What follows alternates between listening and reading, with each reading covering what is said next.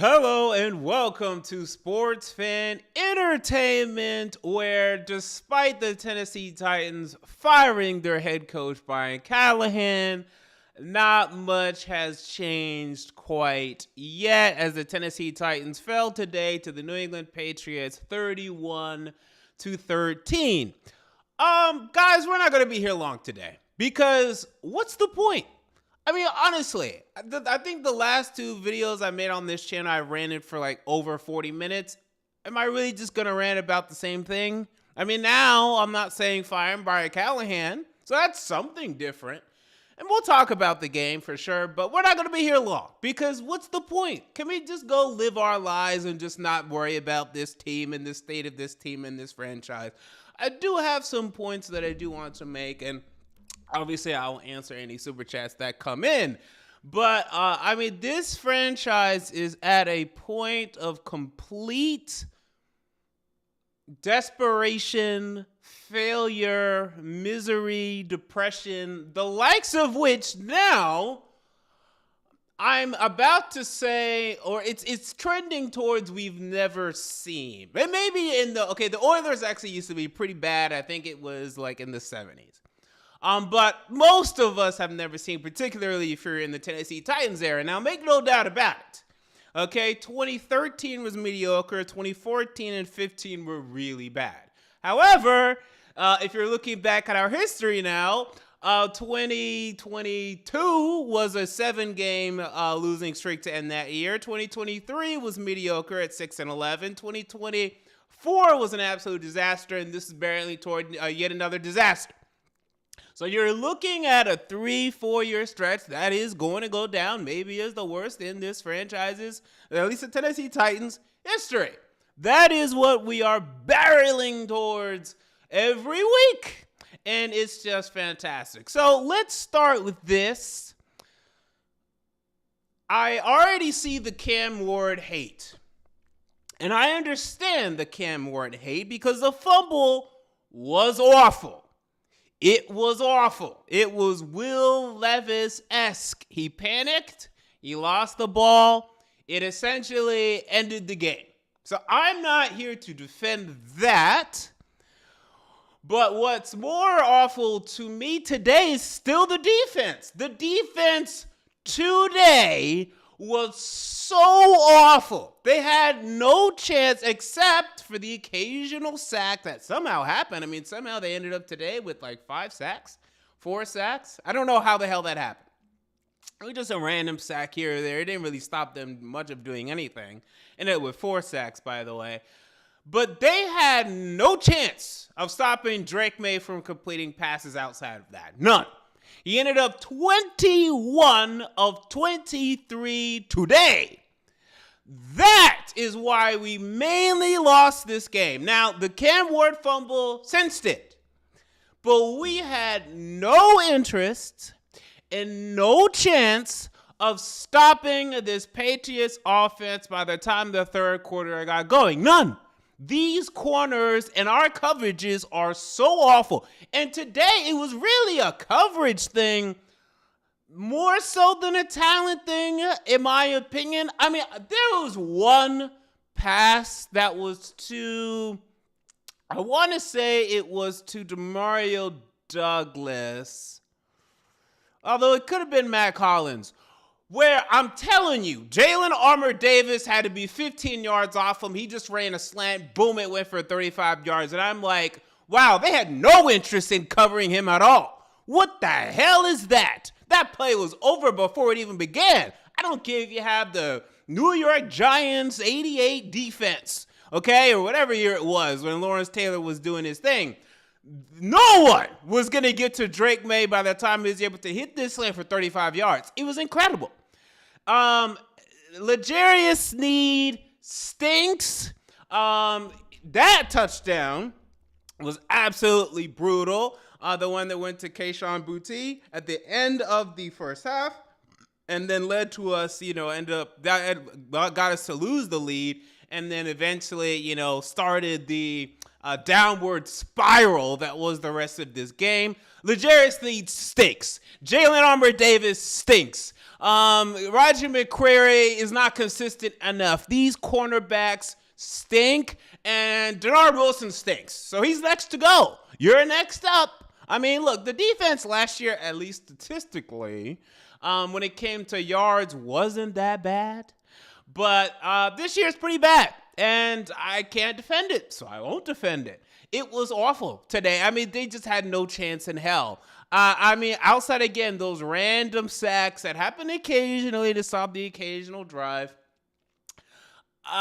the defense had no shot. So this is why I say, as of today, and we have a long way to go when it comes to all of this, guys, but we still need to draft defense, and a lot of it.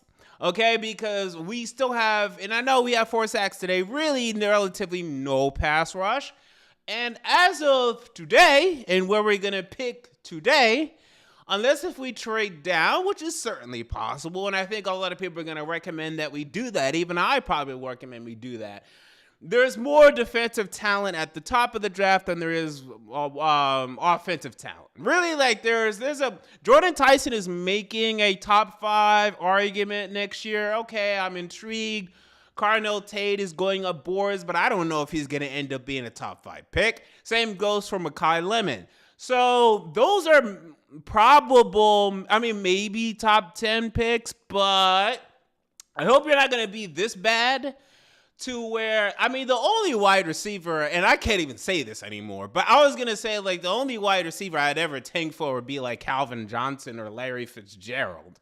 I mean, the Cardinals tanked for Marvin Harrison. How has that worked out? Now, they actually went 8-9 last year, but it wasn't because of him. Not that he was terrible, although he hasn't had a great start to this year. But I don't think the reason they were better last year was Marvin Harrison. I mean, not really, and that's not hating on Marvin Harrison, but same goes for the Giants and Malik Neighbors. Look, I like wide receivers, and you need wide receivers. I'm not saying you don't, but I think the first thing you do is you build up your trenches. And right now, we could use a damn edge. Actually, we could use 3. Okay? So let's just not ignore that, because it's probably a bigger deal, in my view. But we have plenty of time to discuss that. So the fumble of Cam Ward was awful. I'm not saying it wasn't. The interception was not good. Okay, now I don't really care too much about that because it was garbage time. However, what we're consistently seeing today is Cam Ward, for some reason, is slowing behind these wide receivers on these slant routes. Now, why this is happening, I don't know. It's a consistent thing at this point. I think he probably needs to slow down his release a little bit and just make sure you're hitting them in their hands, in the breadbasket, in front of them, particularly on these slants, man. Like, that's why you got the interception. Alec Ayomanor, I think it was in the first quarter, there was a pass behind him that led us to only ultimately get a field goal in that drive. Some balls get away from Cam. Some balls do. There was, at the end of the drive, at the end of the first half, there was a ball that sailed out of bounds for Gunnar Helm. Some of these passes get away from him. With that said, let's not act like he was inaccurate today, because he was 25 of 34. Okay? And most of the game, he was 70%. So, yes, there were a couple of misses.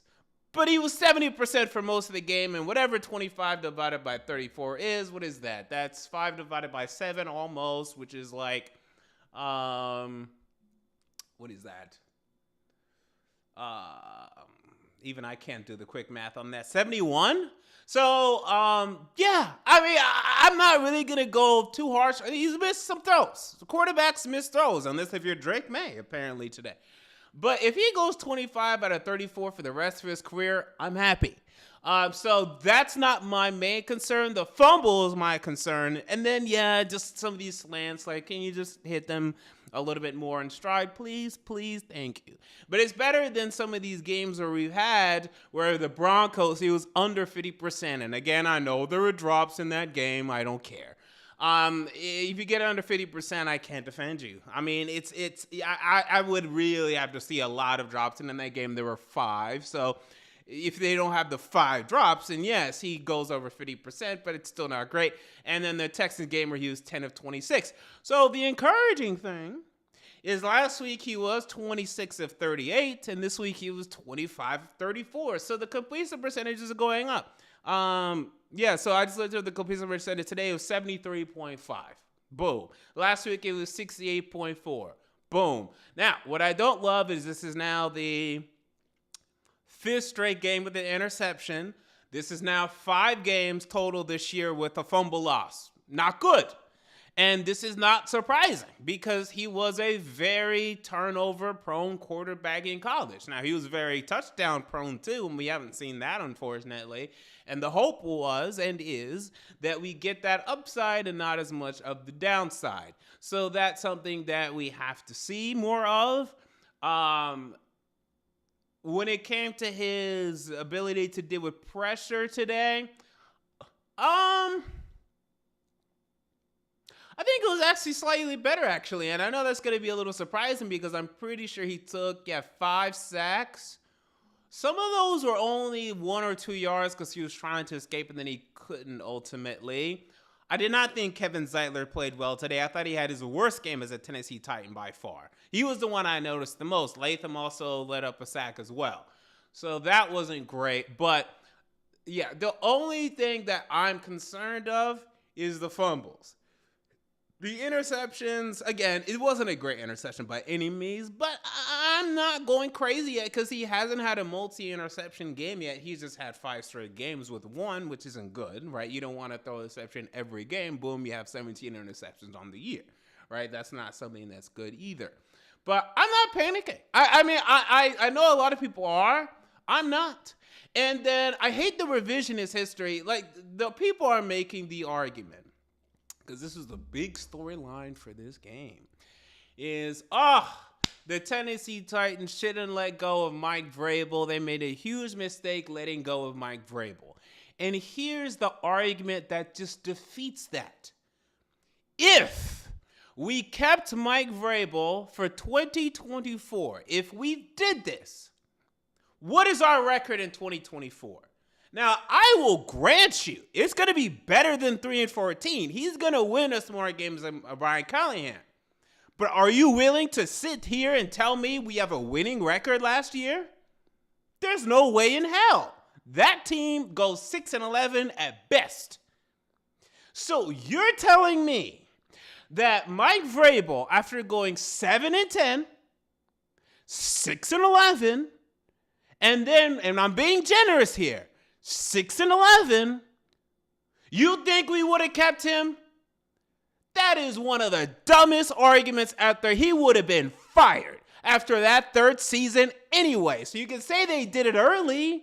Okay, they would have done it anyway. That team last year is not winning more than 6 games. And if you watch that terrible team, you know that. If you're watching this terrible team, you know that.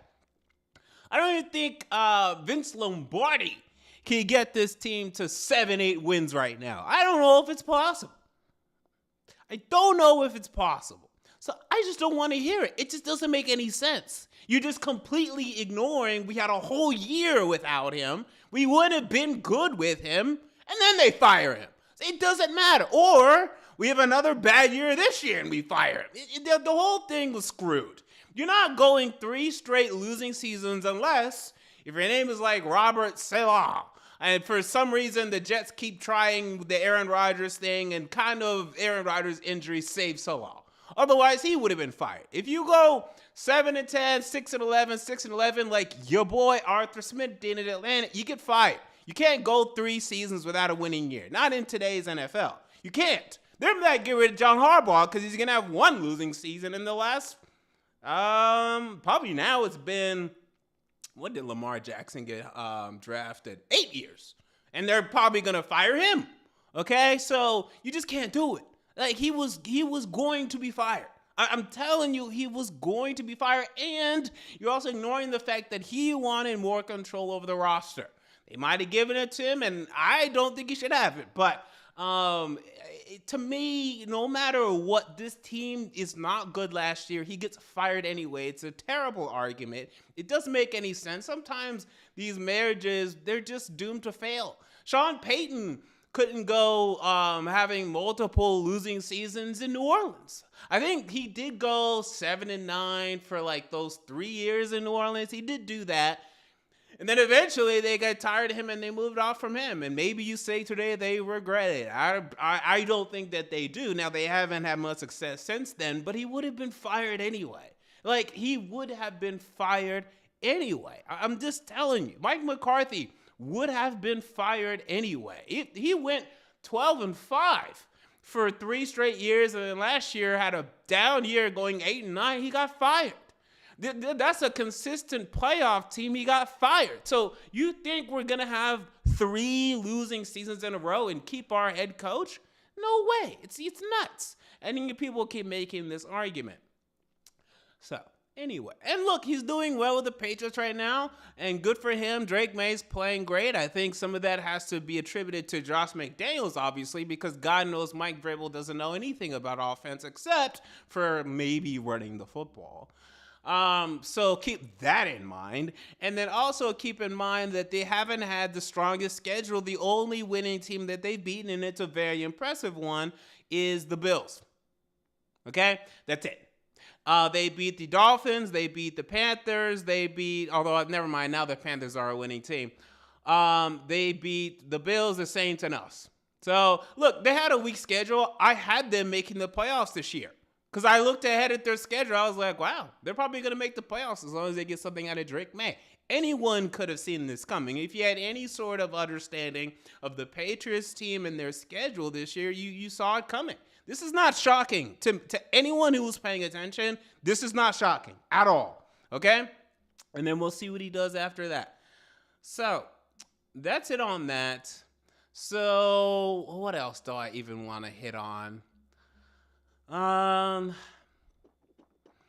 one thing, when it comes to Mike McCoy and my thoughts on him. So, look, I've been saying for weeks, I think they're going to pick Mike McCoy. He's the one that has head coaching experience as long as he wants it, because I don't know if he wants it anymore.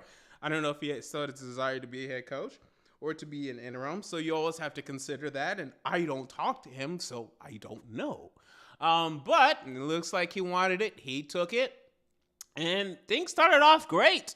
We actually ran the ball a little bit to set up play action. And look, Cam Ward had a beautiful couple of throws there. The initial throw to Chimere DK over the middle, followed by that play action bomb for the touchdown. I mean, look, we were riding high after the first half, at least offensively. I was feeling great about Cam Ward. And again, that's why I don't think, while it was a really bad fumble, that completely negates the first half that he had that was extremely strong and the most complete half he's had in his NFL career. I don't think you can now just throw that away and discount that.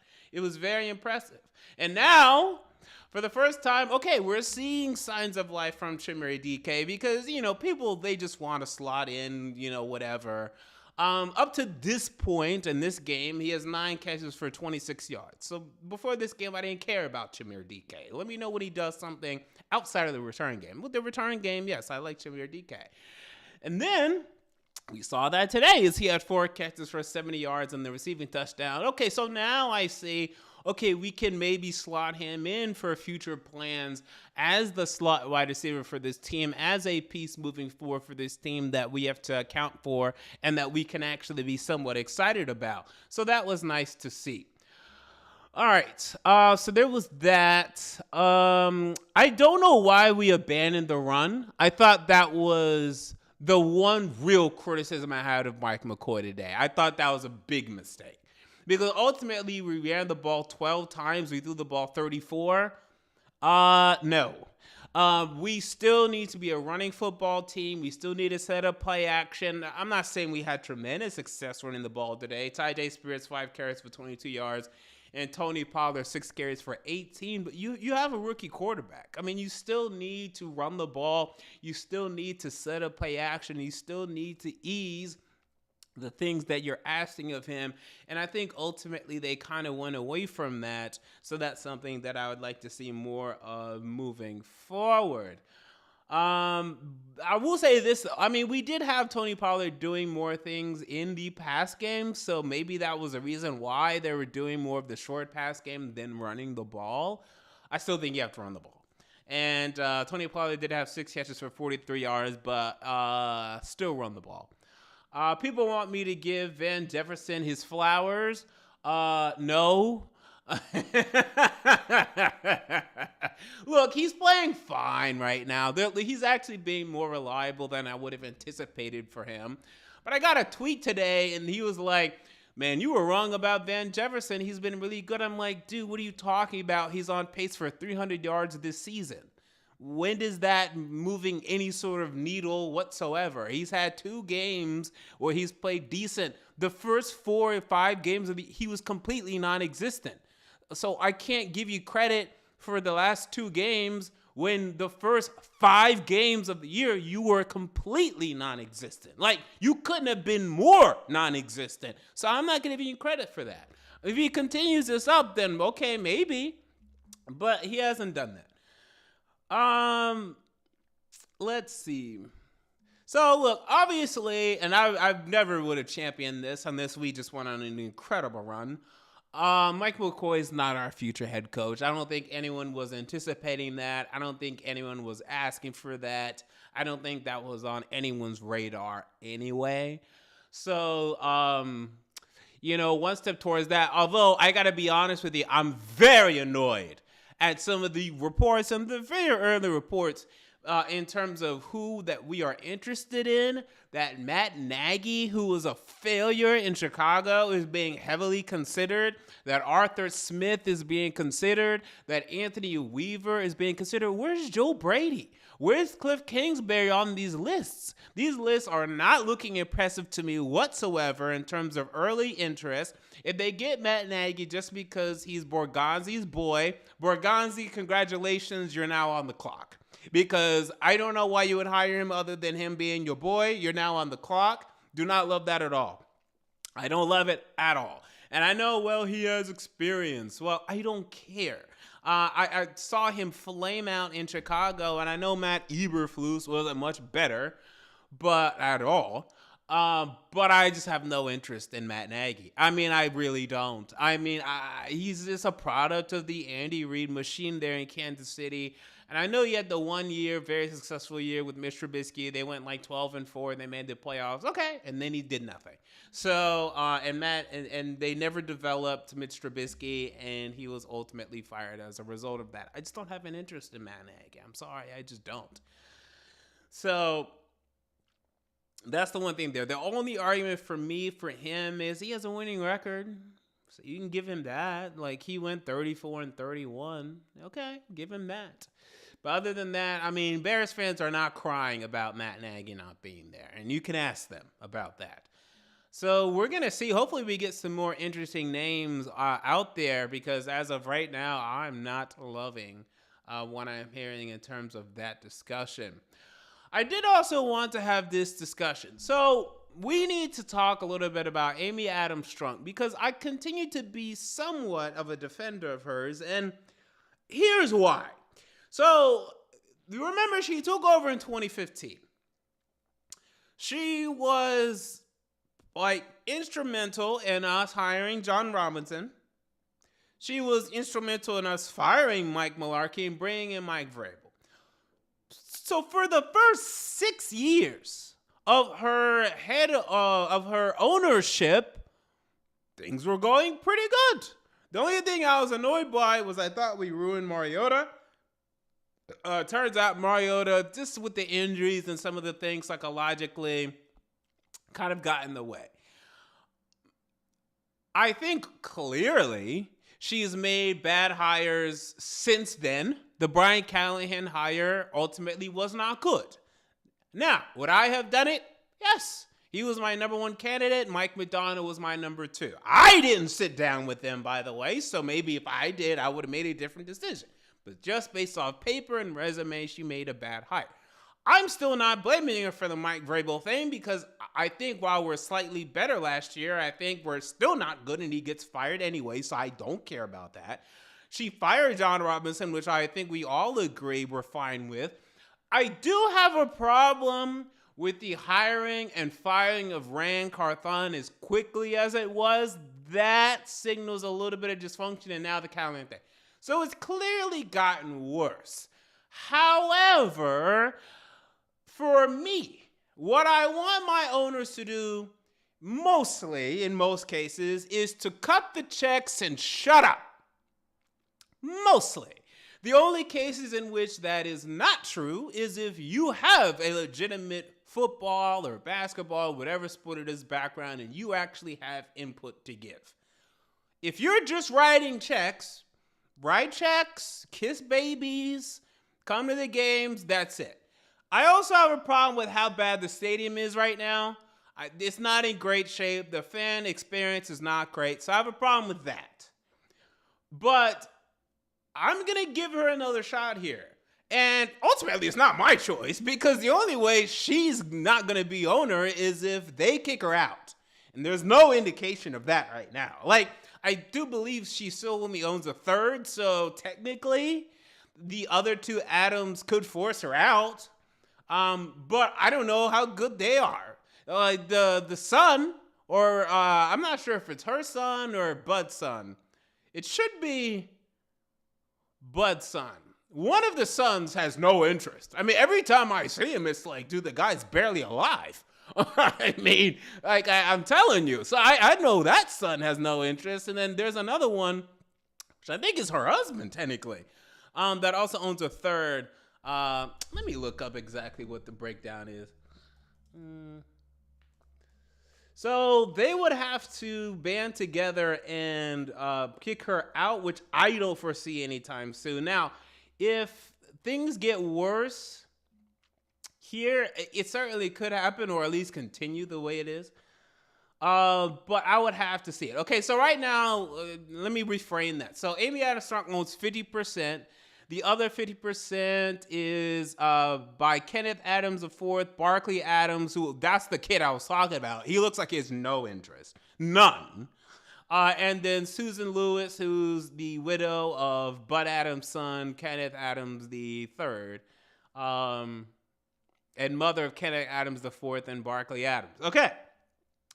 So, unless if these guys band together, I don't see her being forced out anytime soon. Now, she is 70 years old, but she looks to be in good health. I don't think she's going to, have any health problems or anything like that to give up ownership in terms of something like that.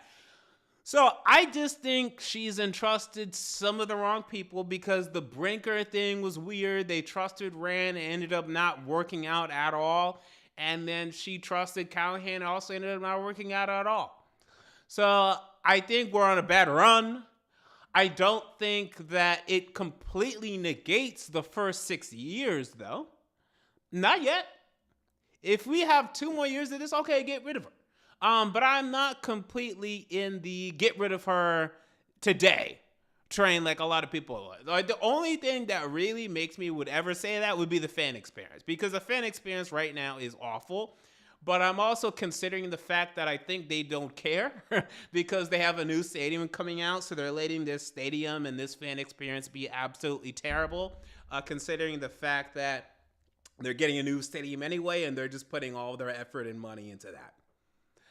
Which is lazy, and I'm not going to completely excuse that. I think it's kind of stupid, but I think that's what they're doing. So that's currently where I'm at when it comes to the ownership thing, but I think these discussions are going to continue, and, we'll see. We'll see, and then, I would say, though, and I think because she wasn't that rich, actually, when she took ownership. Now, I think her net worth has actually gone up pretty substantially. Okay, now it's like we're $2 billion. We're in a weird era, and not a good era, by the way, where these rich oligarchs are coming in and buying up a lot of these sports teams, buying up a lot of these movie studios and stuff like that. So you could have just a billionaire tycoon who, has an interest in this team and makes an offer they can't refuse. It could happen. we don't have that many billionaires here in Tennessee. Like, the only ones that might do it is the Frist family, and I think if they had any interest in that, they would have done it already. We have also I think Fred Smith, who, I don't know, does he still own the Grizzlies? I think he does. Fred Smith, if he ever wanted to do something like that, the CEO of FedEx. And then, oh, he's dead. Never mind. I just looked that up. By the way, that's not funny. I didn't mean to laugh at his death. May he rest in peace. Let's see. Who's that other family? Or the Haslams. But the Haslams are crazy. I mean, you want anything to do with the Haslams after what they're doing to Cleveland? So that's not much better either. So, but those are really our only billionaires. Like, I'm telling you, we don't have many billionaires in this state. It's like the Frists, the Smiths, the Haslams. That's it. We have a lot of rich country stars, but they're not billionaires. They can't afford a team. They might be multi-millionaires. Like, I'm sure Miley Cyrus has probably a net worth of $300-400 million, but not the $2+ billion that would be required to buy this team. So I just don't know if that's happening for you. We just haven't built those industrial oligarchs here. So we would just have to see on that. Maybe one day when I become a tech genius, maybe I'll do it, but we're still years away from that, unfortunately. So we'll see on that. Let's see, is there anything else to discuss? Who do we face next week? So next week, the Tennessee Titans will have the honor, the joy of going to Indianapolis to face the Indianapolis Colts. Yet another 325 game. Great. That's just terrific. Where the Colts are still playing really well. In fact, right now they're up 20-3 over the LA Chargers in LA. So again, Shane Steichen doing his thing, Daniel Jones doing his thing as they continue to roll and play really well. I mean, maybe we sneak up on them as they're really playing well and they sleep on us, but considering how much they dominated us in the previous game, I have my doubts. But that's just me. Okay, I think that's pretty much going to do it for me. Sports fan, entertainment, Tennessee Titans fall to the New England Patriots 31-13. Look, we stink. We get it. It's terrible, but we're going to have a new coach eventually. And then we're going to have another draft and probably, now we have to be barreling towards a top 5 pick. I'd be very shocked if this team doesn't end up with a top 5 pick. The only thing that might stop that is we have a higher strength of schedule than I would like. So we're going to end up losing that tiebreaker to several teams. But outside of that, man, this team's pretty bad. I mean, they're going to be picking top 5 and we'll see what they end up doing with that pick. Until next time, this has been MJ of Sports Fan Entertainment, and I'm out. See you all later.